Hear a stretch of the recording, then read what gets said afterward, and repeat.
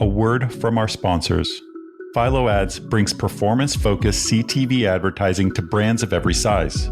With over 900 million ad impressions each month, no minimum spend, and a brand-safe environment, Philo Ads makes it easy to scale your campaigns with confidence. Ready to see how Philo Ads can work for you? Head to ads.philo.tv. That's ads.philo.tv to get started today. USAA knows dynamic duos can save the day, like superheroes and sidekicks, or auto and home insurance. With USAA, you can bundle your auto and home and save up to 10%. Learn more and get a quote at usaa.com/bundle. Restrictions apply.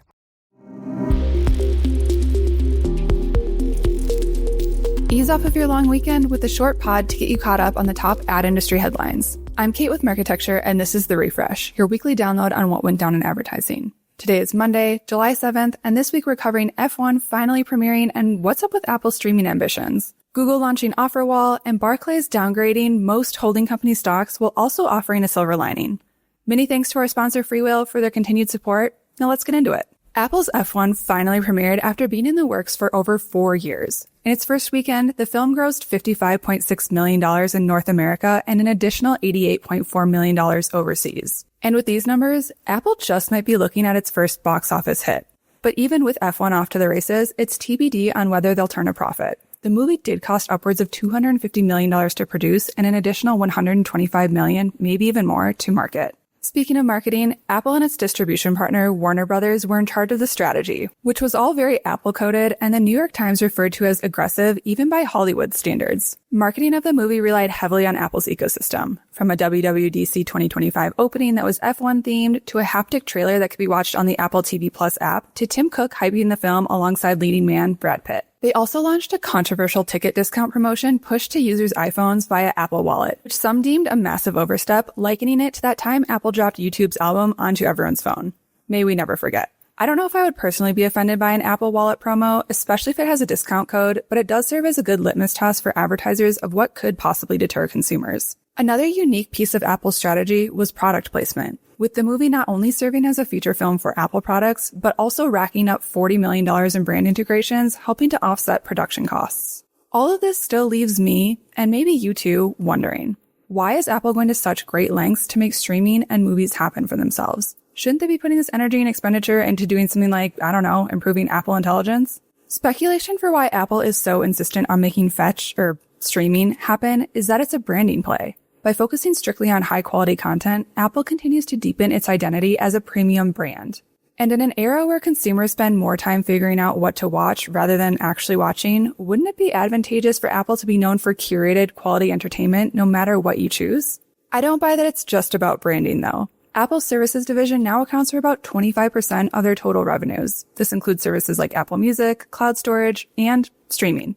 Even though its streaming service is currently losing about $1 billion a year, establishing themselves as a pillar in the entertainment category rounds out a critical piece of their ecosystem. Think about it.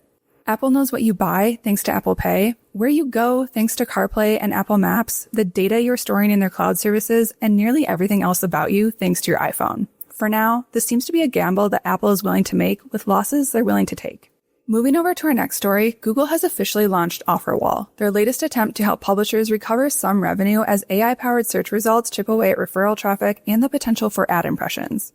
And here we see Google simultaneously playing both the villain and the hero. OfferWall gives publishers tools to let readers choose how they want to unlock premium content.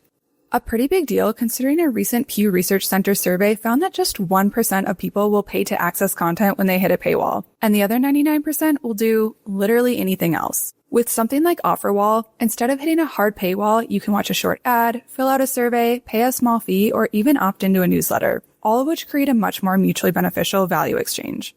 The feature lives inside Google Ad Manager and has already been tested with over 1,000 publishers. An interesting addition is an AI-powered tool called Optimize, which figures out the best moment to show someone an offer so they're more likely to say yes. Publishers can also configure OfferWall to display their own logo and custom text or offering. OfferWall isn't just a new tool to help publishers, it's tapping into a bigger trend, the push towards an incentivized internet. Instead of always relying on passive ads in the background, users make a clear value exchange. You pay with your time, your data, or your wallet, and in return, you get access to the quality content that you're seeking out. As third-party cookies disappear and AI upends search, more experiments are putting user choice and consent at the center of how the open web could stay funded and open. As much as I'm an optimist for an incentivized internet, there are a few things that could make it a potential pipe dream. For starters, an incentivized internet would require some big infrastructure and behavioral shifts. Think better digital wallets for micropayments, tokenization of attention or engagement, and maybe even a blockchain layer that can handle transactions securely and at scale. Google has thought about some of this, particularly the payments piece, partnering with a third party called SuperTab to help facilitate those payments. But still, people have to get used to the idea of constantly, consciously paying for what they click, and that's a big shift from decades of free content funded by background ads. There's also the question of whether the open web as we know it today will even exist in the same way if AI agents become the main consumers of online content in the future. This definitely isn't a silver bullet solution, and who knows if it will even take off, but it does provide a way for publishers to dip a toe into micropayments or data exchange models without having to build it all themselves. Overall, Google's OfferWall is a bet that giving people more ways to pay for content, whether with micropayments, their input, or personal data, could help keep the open web funded in an AI-heavy world. But whether the web's next chapter is really incentivized and whether we build the tech and behaviors to support it is still an open question. Moving on to our final story this week from the Wall Street Journal, which highlights why Barclays thinks the world's largest ad agency's era of slow growth will continue to drag on, even as many of them throw their full weight behind AI. In a recent report, Barclays downgraded Interpublic, Omnicom, and WPP after dozens of meetings at Cannes Lions where AI dominated conversations but didn't provide enough promise for near-term growth as the industry continues to adapt and transform itself as a result of the technology. The analysts said they've historically been bullish on agencies but came away more bearish, expecting the current low growth, around 2% for the biggest players, to stick around longer than they'd originally thought. In the short term, AI is putting pressure on agencies' old business models. Tasks that once accrued billable hours can now be automated, and some clients may feel empowered to take more work in-house as newer tools and platforms make the craft and science of advertising more accessible. Barclays said navigating all that will take time, money, and good execution. But it's not all doom and gloom. Barclays and other banks like BofA and Goldman still see a path for holding companies to adapt and ultimately thrive.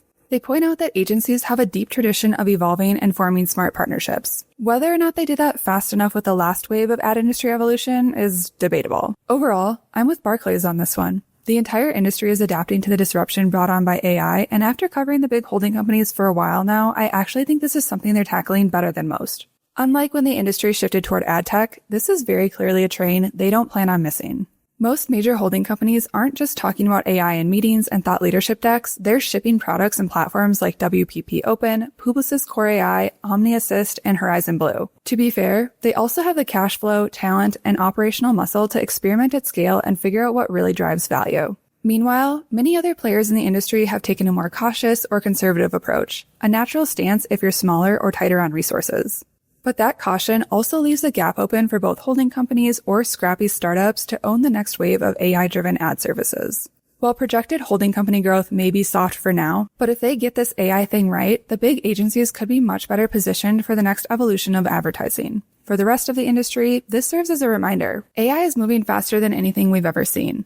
Waiting too long to act might cost you more than trying and iterating early. I have to admit, I lied a little bit. I said at the beginning this would be a shorter pod, and it kind of isn't. That said, that's all for this week. Thanks for joining us for the refresh, and we'll catch you next week.